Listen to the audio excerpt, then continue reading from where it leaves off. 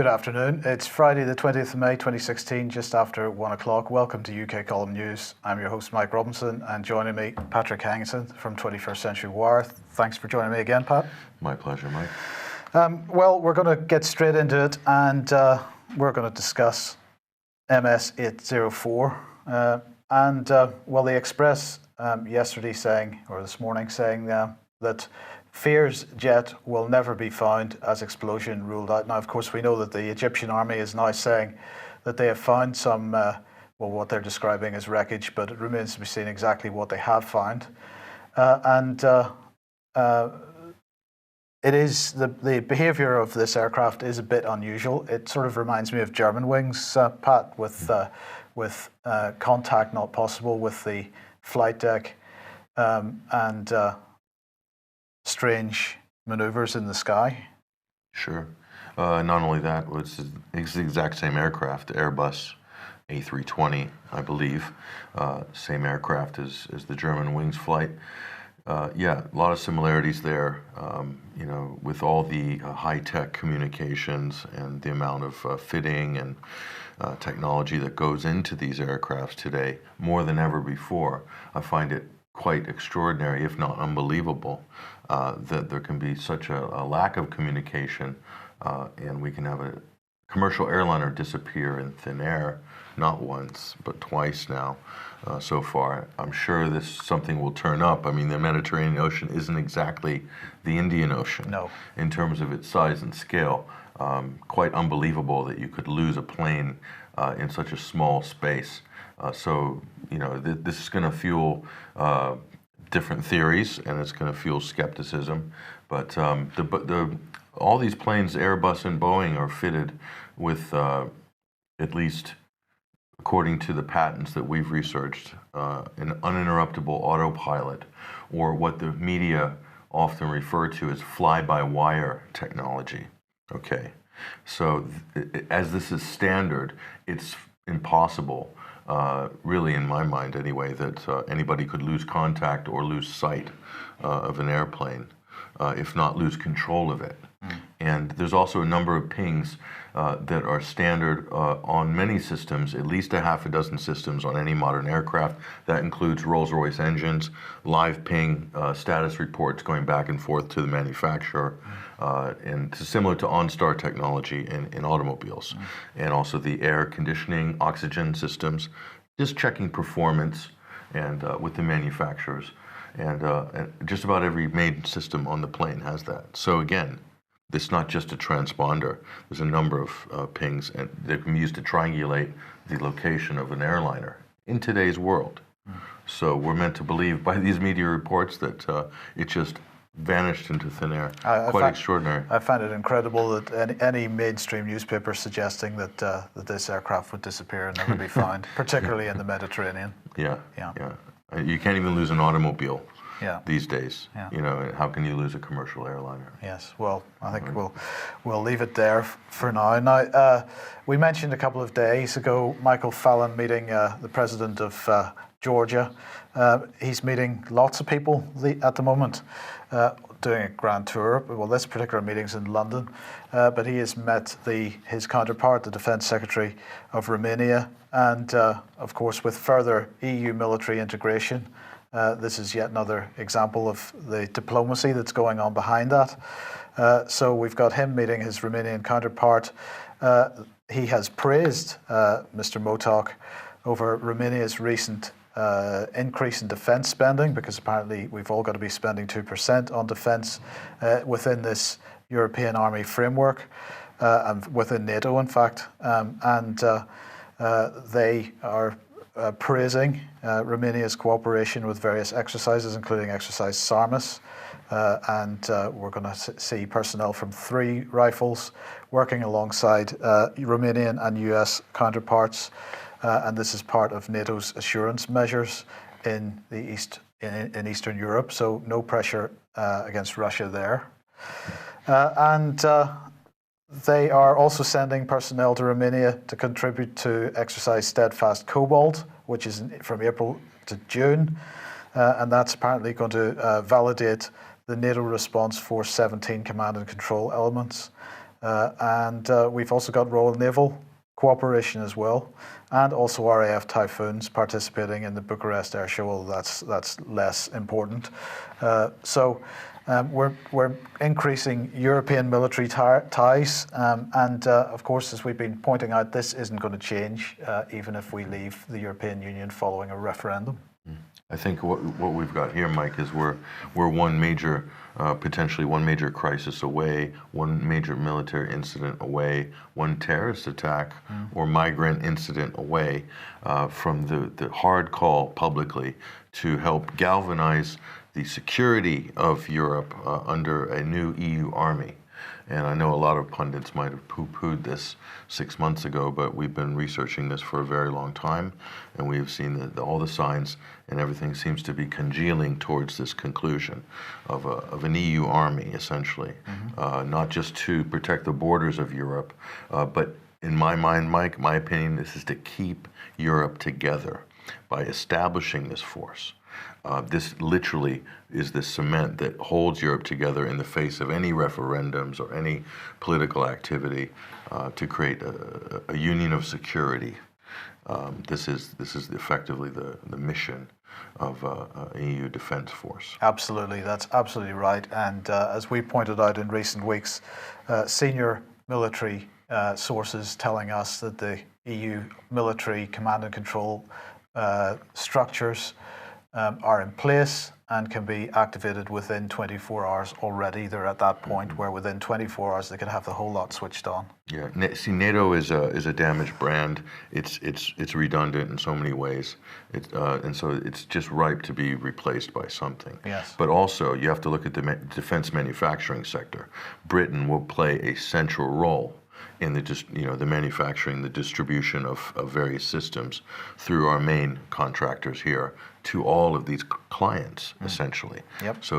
So France and Britain and Germany would be the leading defense contractor nations, but would have a near monopoly actually on all defense contracting, and that's going out to every EU country. So and the more the merrier, Mike. The more EU countries you have, the more clients for this commercial sector. And that is probably what Fallon's meetings with all these various people are about. Right on cue, the Daily Mail today, this is really an advertisement, isn't it, for the British defence industry? And here we have them suggesting that enemies will think twice about war with Britain when the biggest ever Royal Navy ship set sail in 2020. Now, of course, this is one of our two new aircraft carriers. It demonstrates that we still have a manufacturing capability in this country. It's rapidly being lost, but it's unfortunate that we choose to be manufacturing death and destruction rather than something productive. Nonetheless, we still have an engineering and manufacturing capability. It's also unfortunate, perhaps, that the aircraft that are going to be flying from this, if they ever fly, is the F-35B. B stands for boondoggle. Right. Right? Yeah. F-35B. Yes. So I think you're absolutely right in your comments, and this article really reinforces that. I think another thing is to invest so much in naval power. It's a bit of a misnomer today in so many ways, or anachronism, whatever you want to call it, anathema.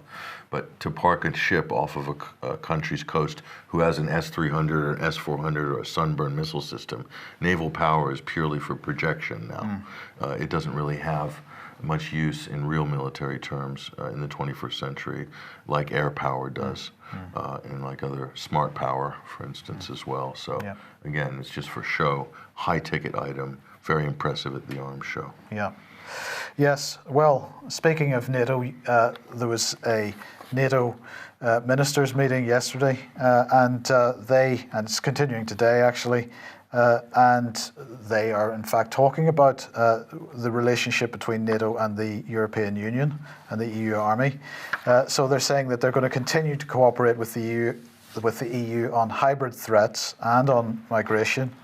They're going to cooperate so Jens Stoltenberg said, I foresee a joint statement on NATO-EU relations. It will identify key areas for expanding our cooperation, including fighting hybrid and cyber threats, supporting our partners in defence capacity building, and increasing maritime security.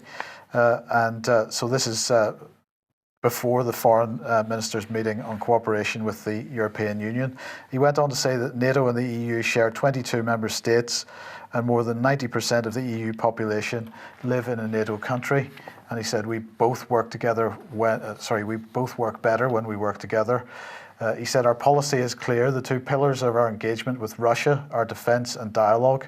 So this is a bit like the IRA, isn't it, where they had a political wing and a military wing. So he's saying that NATO's attitude here is to have a two-pillar approach: defence and dialogue. It's the same model. Especially in times of tension, it is important to keep lines of dialogue open and seek more transparency. Well, they're talking about fighting hybrid wars. But if you really look at what's happening in the world, especially in the Middle East, Europe is waging hybrid warfare. Weapons of mass migration, which are a direct result of NATO or US-led coalition, effectively NATO foreign policy. And fighting proxy wars, funding and arming guerrilla factions on the ground, which we'll talk about in the next segment. Yes. Right. Well, let's move on to Israel, because not all is well there. And this is Moshe Yaalon, who was the defense minister until yesterday, I think. And he has made a pretty scathing attack on Benjamin Netanyahu. He has said that, well, as you can see, it's to his great sorrow that extremist and dangerous parties have taken over Israel and the Likud party and are shaking the foundations and threatening to hurt its residents. He said, sadly, senior politicians in the country have chosen the way of incitement and segregation between parts of Israeli society instead of unifying it and bringing it together. It is unbearable to me that we will be divided among us out of cynicism and lust for control, and I expressed my opinion on the matter more than once out of honest concern for the future of society in Israel and the future of next generations. So his resignation is just ahead of negotiations between Netanyahu and the Yisrael Beitenu. I do apologize for my pronunciation of that party leader, Avigdor Lieberman. So there is Mr. Lieberman. And as Ynet here is pointing out, they're hoping to have those negotiations complete by today. And this will mean that Lieberman's party will be brought into the coalition. And clearly, Mr. Yaalon wasn't terribly happy about this. So they're hoping to have those negotiations finished today. But you published an article not so long ago on Lieberman. He doesn't seem to be a terribly nice guy. No, I would class Lieberman as an extremist. And in this article, in this story, which we published in 2015, I think last spring, he threatened all of the Arab Israelis. There are a certain percentage of the population in Jerusalem that have Arabs with an Israeli passport. In other words, they're fallen inside Israeli borders. And Lieberman's saying if they don't, basically swear allegiance to Tel Aviv and vote and act the right way in terms of the representation in government and so forth, they should be beheaded. Behead all the Arabs if they don't behave, basically. This is essentially what he said. And that was actually from the Israeli press, where we wrote a commentary on that article. So that's in the Israeli press. So not a nice character, and definitely an extremist, not a fan of the native Palestinian population. Would like to see them, I don't know, disappear or move on somewhere. So that's kind of a disturbing development that he would be in line for such a high position. Yes. In the Israeli government. Yes. So. Okay, we watch that with interest. And in the meantime, the United Nations suggesting or saying that the credibility of the next round of Syrian peace talks is at risk without a renewed truce and access for humanitarian aid. What are your thoughts on this type of rhetoric out of the United Nations? I've commented extensively on this for a long time. I've always seen the ceasefire plan in Syria as a two-level thing where you've got the diplomats in Geneva and places like this, or at the UN, who are doing real diplomacy, or trying anyway. In the case of John Kerry, pretending to be trying. But what they're really doing as far as the US goes and its allies, they're using the ceasefire to buy time to reestablish the rat lines for their proxy armies on the ground, be they al-Nusra or in the case of Ahrar al-Sham, and all these terrorist groups, the Islamic Front type groups. Army of Conquest, I think, is one of the umbrella organizations there. But they still deny that Ahrar al-Sham is a terrorist organization? Correct. So this is this policy of commingling terrorist groups and saying that these are terrorists, admitting that al-Nusra is a terrorist. By the way, that's the most dominant group in numbers in Syria, more than ISIS. So a little news flash to the mainstream media. This outnumbers ISIS fighters. So if you're in America or you're in Europe and you think ISIS is the biggest, baddest terrorist group in Syria, it's not. This has been overinflated by the media in order to create a kind of paper tiger. So what's happening on the ground is totally different. And al-Nusra absolutely a Saudi creation? Yes, yeah, from the beginning. You can go ahead and research that and clearly see that. But what the U.S. are doing, the State Department are using, so in effect they're saying Ahrar al-Sham is not a terrorist group, or we're not sure if they're a terrorist group, but al-Nusra is, but they're side by side, so this should be a no bombing zone or a ceasefire zone, because we might hit the good terrorists and maybe, but when we're trying to hit the bad terrorists. So they're using terrorists as human shields. The State Department is using terrorists as human shields to protect other terrorists. If you want to boil it down, that's exactly what's happening. So this is kind of a sleight of hand being played by the State Department, but a lot of people see right through it. And I don't think they'll be able to hold that facade up for very long. This is just like another Band-Aid measure on a failing ground game in Syria. Well, the UN saying, obviously, we're in a clear hurry to start reintroducing the next round of inter-Syrian talks. But the message is clear. If we don't have the atmosphere conducive for increasing the cessation of hostilities and a substantial improvement on humanitarian access, then the credibility of the next round of talks will be in question. And again, there's the humanitarian, throwing the humanitarian card out. Yeah. And by backing these terrorist groups or protecting them or giving them some sort of air of legitimacy, which the U.S. and its allies are doing, they're prolonging the humanitarian disaster. They're expanding the humanitarian disaster. The blood is on their hands for any subsequent deaths. They could have wiped out ISIS. They could wipe out this terrorist cancer in Syria in a matter of weeks. And this could have been done 18 months ago. Yeah. But instead, because of this diplomacy or this facade of diplomacy, it's allowed to continue. And it will continue for years to come if they maintain these policies. Right, political correctness in the EU. Now, we wanted to highlight this article on 21st Century War because it's written by Branko Malic. He's a real find. Branko is a writer from Europe, based in Croatia, but he has incredible insights in terms of globalism and the idea of the language of sustainability, as he called it in many interviews, and also has a great idea of knowledge in NGOs, how they're managed and what their roles are.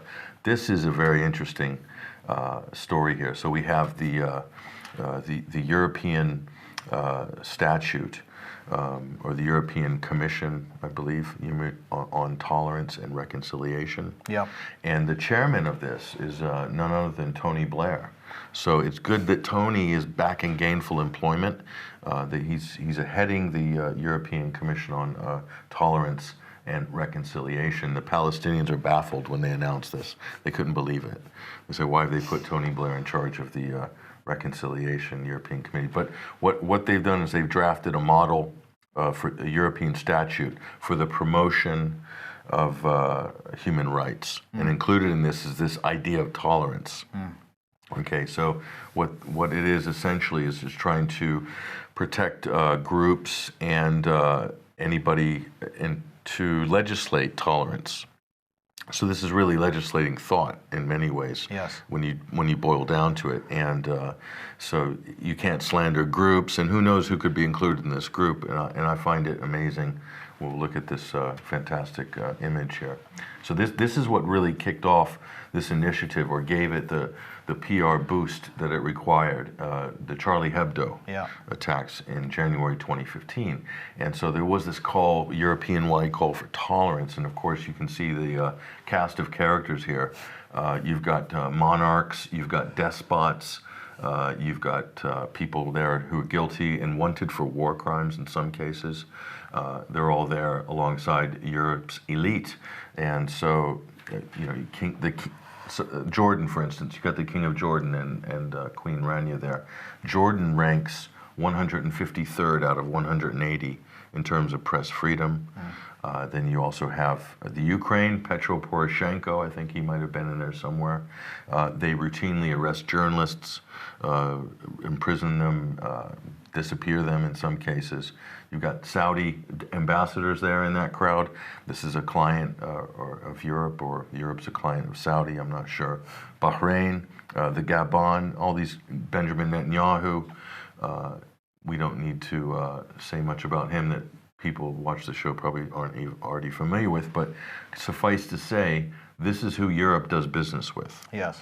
And so what they do is do business with some of the worst people in the international community, and at home are trying to legislate thought crime and groupthink, Yeah. which is essentially what this is. So this is prescribing a good thought and how we should view groups.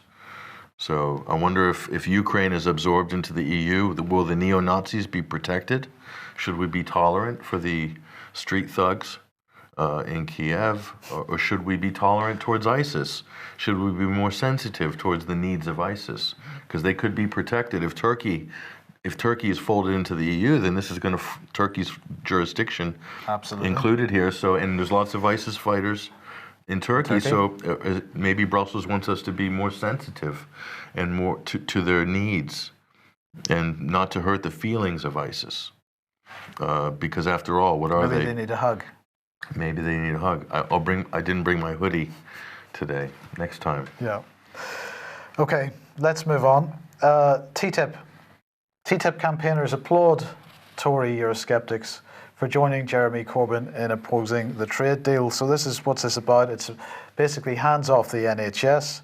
The campaigners are saying the NHS and all our public services must be protected from TTIP. To do this, we must reject all of this secret deal. Well, this is laudable.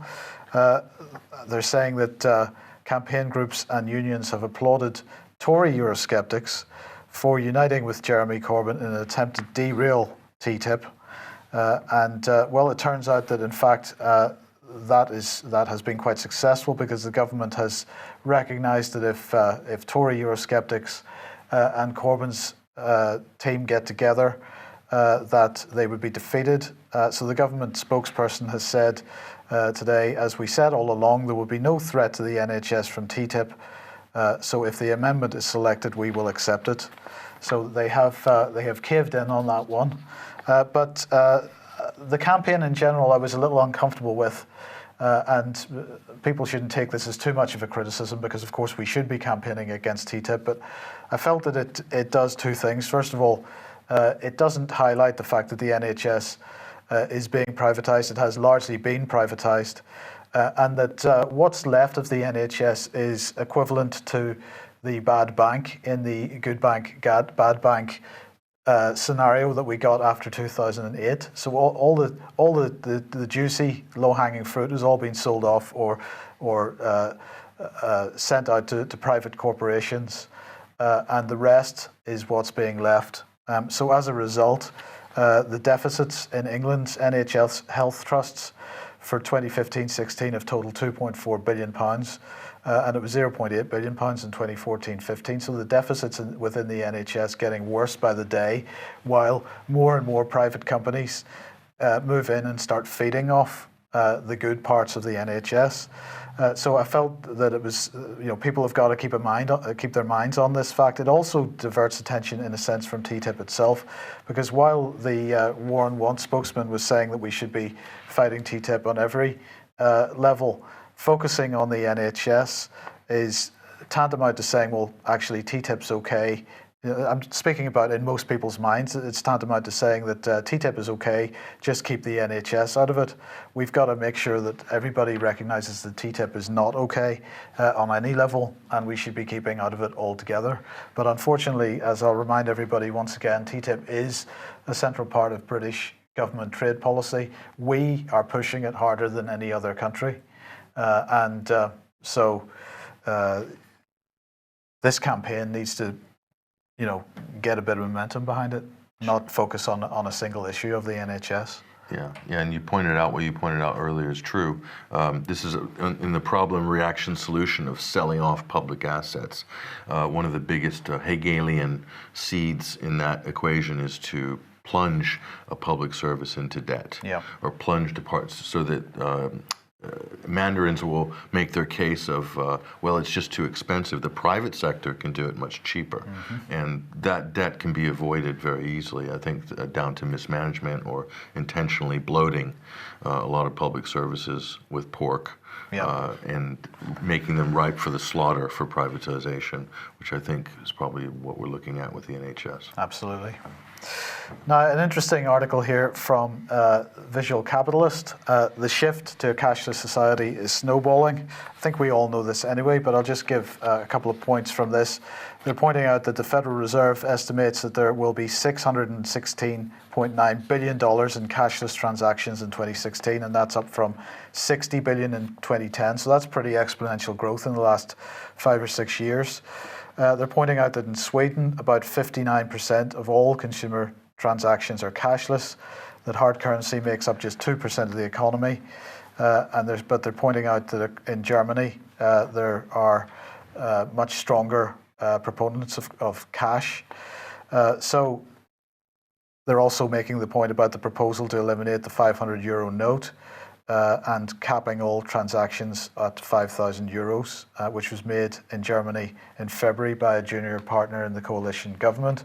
Well, I mean, we were discussing this earlier, Patrick, and the main problem for people is going to be the fact that they can't even buy a bar of soap without the government knowing about it. Yeah, cashless society, more than anything, it robs the citizen of anonymity in making its purchases, and also it can be used very easily to not only track what they buy, but to track movement as well. And so this is what you get with the cashless society. I'm not saying that all cashless applications are bad. Bitcoin and cryptocurrencies offer a level of anonymity for the users. But unfortunately, this sort of cashless society you're talking about is the one which is being run through a cartel of financial institutions in conjunction with central government. So absolutely, identity tracking, what are you buying, when are you buying it, where are you buying it? Well, this is all part and parcel of the drive to know what everybody's doing. The surveillance is incredible. So let me introduce you to Verify, which is the government's mechanism for identifying who you are when you use government services. Now, this has been developed by the government. It has been being beta tested recently, and it has just gone live today. So the way that it works is that you set up an account with a verified provider, and that is certified company, as they're being called. So here are a list of typical uses that you can access via Verify. HMRC, of course, Department of Work and Pensions, so state pension is going to be attached to it, universal credit going to be attached to it. There's going to be no option to access these types of services. So if you're on some kind of benefit, you must access it this way. You're effectively forced into this. Claims for redundancy, monies owed, self-assessment tax returns, rural payments, pensions, the works. You can see it there, mostly HMRC related.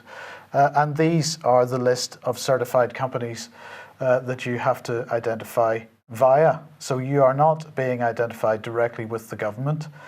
You must identify yourself to one of these organizations, and then it is these organizations that act as gateways to the government services. So government is sharing data with the likes of Experian and Verizon and Royal Mail. and we are the guinea pigs in the middle, it seems.